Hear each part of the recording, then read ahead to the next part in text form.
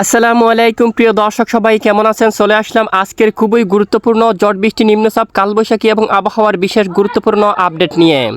এবার বাংলার আবহাওয়ায় আসতে চলছে বিরাট বড় পরিবর্তন। আগামী 10 তারিখের পর থেকে দেশের বিভিন্ন জেলায় শুরু হতে পারে প্রচণ্ড কালবৈশাখীর মতো বজ্রবিদ্যুৎ সহ ঝড় বৃষ্টি। প্রিয় দর্শক, আজ ও আগামীকাল কেমন থাকতে চলছে দুই বাংলার আবহাওয়া? আজ রাত থেকে শুরু করে পরবর্তী 24 থেকে 48 ঘন্টায় দেশের উত্তরাঞ্চল থেকে শুরু করে দক্ষিণাঞ্চল, ভারতের পশ্চিমবঙ্গ সহ উত্তরবঙ্গ, আসাম, ত্রিপুরা, মেঘালয় সহ সারা দেশের কোন কোন জেলাগুলোর উপর ঝড় বৃষ্টির সতর্কতা রয়েছে তা সম্পূর্ণ বিস্তারিতভাবে জানিয়ে দেব ভিডিওটির মাধ্যমে।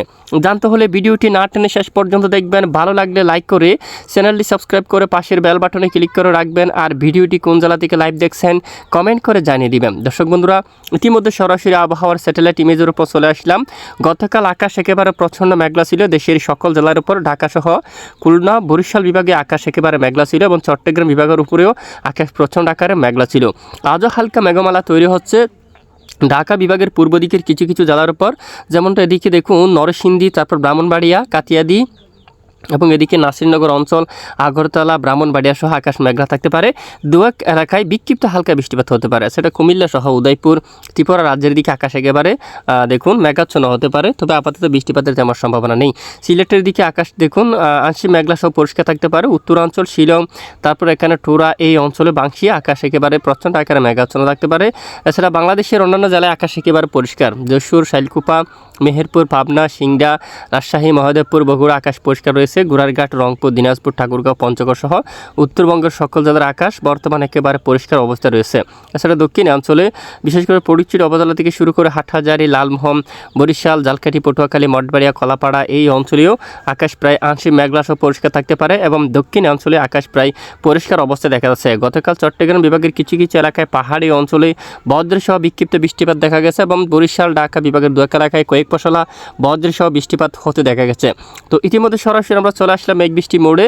আগামী 10 তারিখের পর থেকে আবহাওয়ায় আসতে চলছে বিরাট বড় পরিবর্তন। দেশের বিভিন্ন এলাকায় শুরু হতে পারে বিক্ষিপ্ত আকারে বৃষ্টিপাত।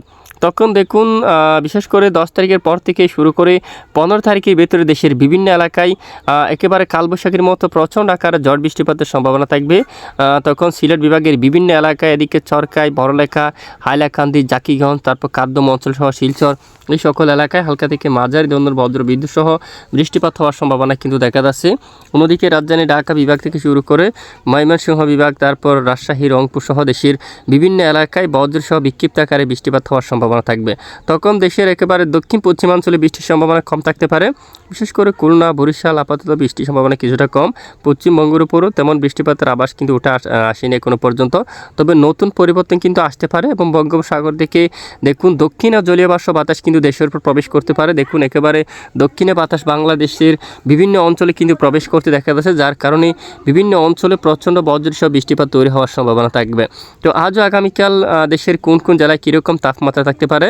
আগামীকাল বুধবার 4 মার্চ নাগাদ রাজধানী ঢাকা বিভাগের দিকে যদি আমরা একটু দেখি 31 থেকে বা দেখুন 32 ডিগ্রি সেলসিয়াসের তাপমাত্রা থাকার সম্ভাবনা রয়েছে। খুলনার দিকে 31 ডিগ্রি সেলসিয়াসের তাপমাত্রা থাকবে। বরিশালে 31 থাকতে পারে। চট্টগ্রাম বিভাগে 30, পাহাড়ি অঞ্চলের দিকে একটু 31 ডিগ্রি সেলসিয়াস পর্যন্ত তাপমাত্রা থাকবে। কুমিল্লার দিকে 30 থাকতে পারে। ময়মনসিংহ বিভাগে থাকতে পারে 29, 30 বা সিলেটের দিকে 29, রংপুরে 30, তারপর রাজশাহীর দিকে রয়েছে 30, খুলনা সহ দেশের বেশ কিছু এলাকায় 32 ডিগ্রি সেলসিয়াস পর্যন্ত তাপমাত্রা থাকবে। কলকাতার দিকে থাকতে পারে 32 ডিগ্রি সেলসিয়াস পর্যন্ত দেখুন। আর এদিকে যদি আমরা একটু দেখি, বিশেষ করে এখানে বঙ্গোপসাগরে সর্বোচ্চ 26 ডিগ্রি সেলসিয়াস পর্যন্ত তাপমাত্রা থাকার সম্ভাবনা রয়েছে। এবং জড়া হাওয়া, দমকা বাতাসের সম্ভাবনা আছে কি না? আগামীকাল বুধবার তেমন জড়া হাওয়া, দমকা বাতাসের সম্ভাবনা নেই এবং পরবর্তী 1 সপ্তাহ 7 দিন পর্যন্ত বঙ্গোপসাগর একেবারে স্বাভাবিক অবস্থা রয়েছে। আপাতত বঙ্গোপসাগরে কোনো উত্তাল পরিবেশ নেই, ঘূর্ণাবর্ত, লঘুচাপ, নিম্নচাপ নেই। নতুন পরিবর্তন আসলে জানিয়ে দেওয়া হবে। তবে দেখুন 10 তারিখের পর থেকে দেশের বিভিন্ন এলাকায় জড়া হাওয়া বাতাস কিন্তু শুরু হতে পারে, দমকা বাতাস শুরু হতে পারে।